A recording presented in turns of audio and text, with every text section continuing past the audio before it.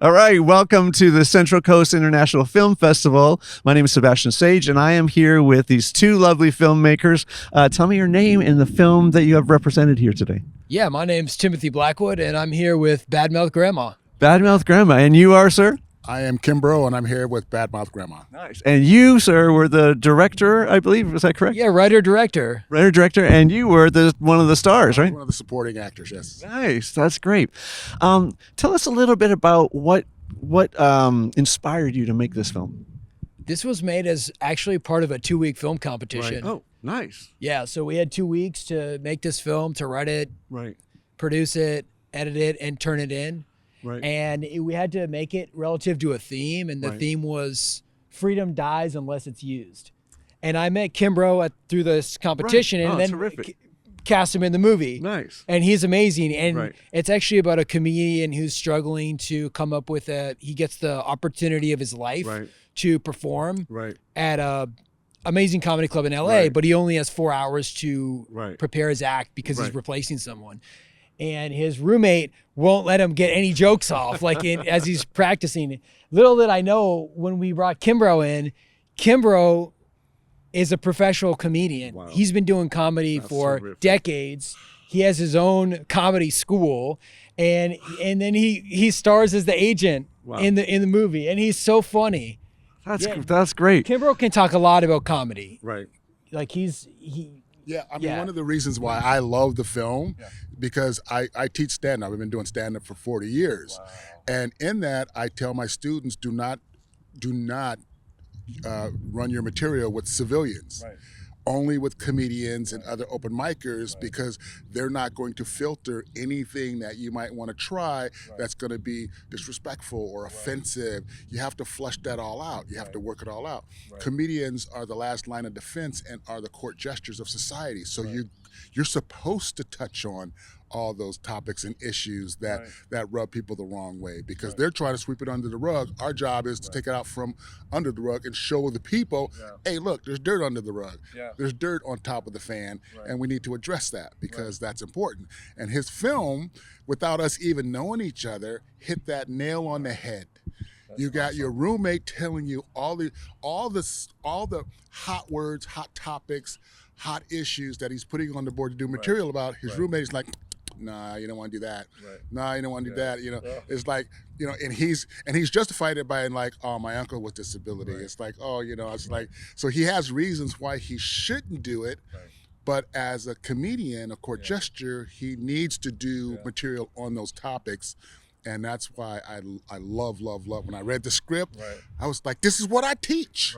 That's awesome. I love that. I love the synchronicities and things that happen when you're making art. It's amazing. It's amazing to get that kind of stamp of approval from him, because he's been in the industry for so long. This is what he does professionally. And, you know, we are living in a time in which people are, how do you say, like, they're extra sensitive about everything to the point that they silence you, that you can't even say anything. So that's where the movie, the short film takes it to the extreme with that. We're like, he can't say anything anymore. Like, because anything can be interpreted to offend somebody.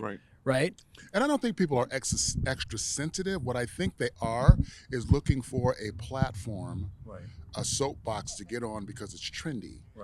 And so if the cool kids are creating a cancel culture, well, what's the thing you got to cancel to be cool with the cool kids that are canceling comedians? So it's not that they're super sensitive, in my opinion. I just think that they are looking to trend with the cancel culture society and what's going on with that to be cool. And at the end of the day, they want to hear those messages. They want to hear what the other side's thinking. They want to hear what your opposers are thinking, what your haters are thinking. That's how you can navigate and negotiate the jungle.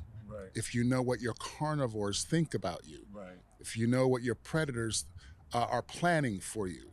So the little monkey who's whispering in the trees telling you what's up is good. You don't want to shoot the messenger. So I think it's really important that the cancel culture of comedy is a false narrative. And what's happening is comedy is just always going to come through. People are always going to find the truth. If we have to create speakeasies for the truth in comedy, we will. You can't cancel comedy. We will. We have prohibition. You know, I mean, there's like, pick the thing that you're trying to cancel. It exacerbates tenfold because you can't tell us what to do. We're Americans. We got freedom of speech. We have resolve, and we're human beings. It's human nature to have the will to do whatever you wish it is you want to will. And the Constitution and religion and everything falls within that. But at the end of the day, it boils down to the individual who has the will to do and say whatever they want. What's on their heart, right? Like you can always change your mind as you grow, and your heart will change, right? As you age and kind of understand and grow more. But like, what's in your heart? Say it. You know, like, That's I feel. If you have a heart. Yeah, but I feel like There's a lot of people out here who don't have a heart that are out here saying stuff. Right. But I feel like there's this sense of people. You know, they're doing comedy because perhaps they want people to like them. They want to gain an audience, and it's, instead of trying to write stuff that you think people will like, just write what's in your heart. You know, write the stories that you have and been told. And how they like you is the byproduct of your comedy. What you're really doing is making a humanitarian connection that we're okay. And you're really not concerned. If they laugh, that's an affirmation that you're liked. But what you really want to do is be like, hey, don't sweat the small stuff, and everything is small stuff. You know, everything is small stuff. So what comedians, it doesn't. That's why there's jokes immediately after a tragedy. It's like, okay, we're gonna be okay. We're gonna be all right. Don't sweat the small stuff. I know it feels big, and I know it feels painful, and I know it's hard. But you're going to be okay, because you'll get to sit in the dark with your friends, anonymous, and your strangers. I'll be on the stage under the lights, and I'll reveal all my layers. I will sacrifice the issue so that you can sit in the dark and heal from the issue you're struggling with. That's the core of it. You just listen to him talk for hours. He's just so well spoken, so thoughtful. I love it. Yeah, and he's been doing this for so long, and he has, you know, real grounded purpose and meaning and what he does as a teacher and as a comedian.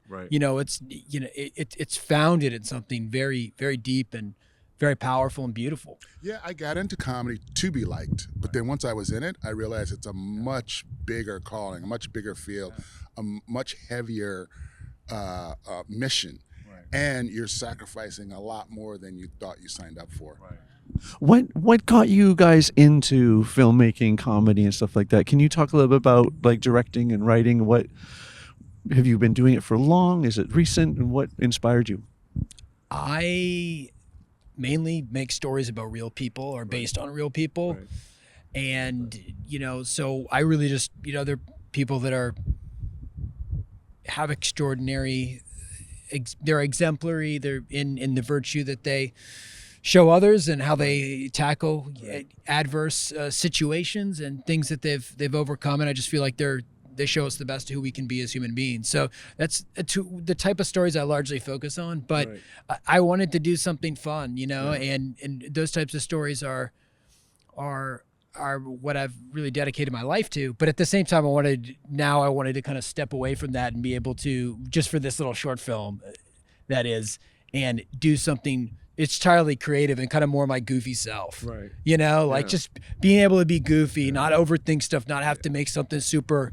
It doesn't have to be super heavy, you know, but you can also address at the same time something that we're grappling with in society, you know, or grappling with as individuals. And so, and just have fun and see where things land, you know, and it allows you to, you know, be able to let your comedic spirit kind of come out and see what happens with it, you know, and take a little leap. Maybe you fail, but I think it's worth making it's worth taking the steps to do it, you know. When did you start though? How long have you been doing this for?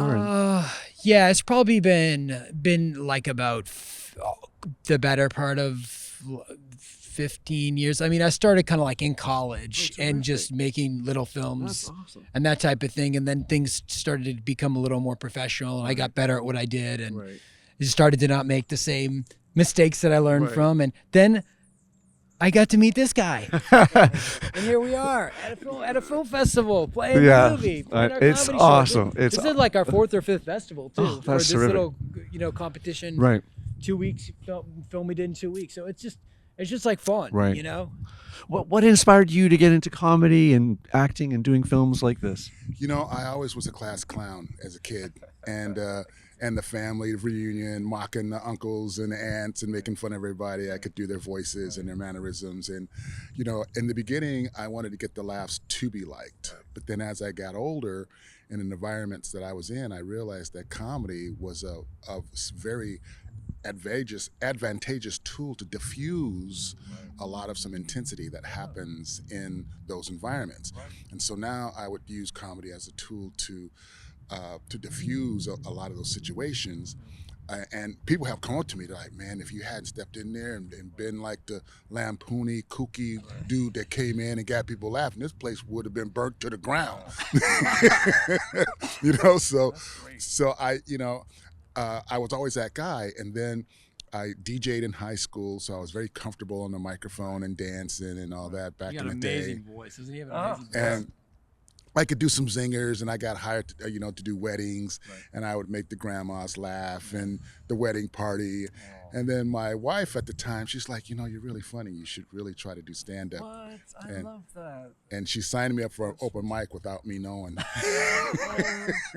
What a good woman. I'm like, hey, I'm funny with the one-liners, but I can't hold an audience for 7 minutes. That's forever. Were you a little bit scared doing it the first time? I was scared. Yes. You could hear my testes clacking. I was so nervous. But it was one of those things where I loved it. I got that first laugh on the first joke I ever wrote, and I never looked back ever since then.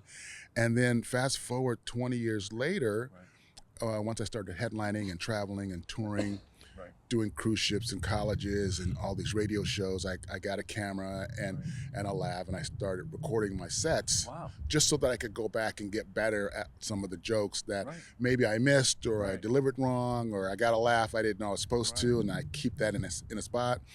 All the other comedians would come up to me like, hey man, can you tape me too? And I'm like, yeah. So I turned into like the comic video guy, camera guy. Next thing you know, it's like, I got this little script.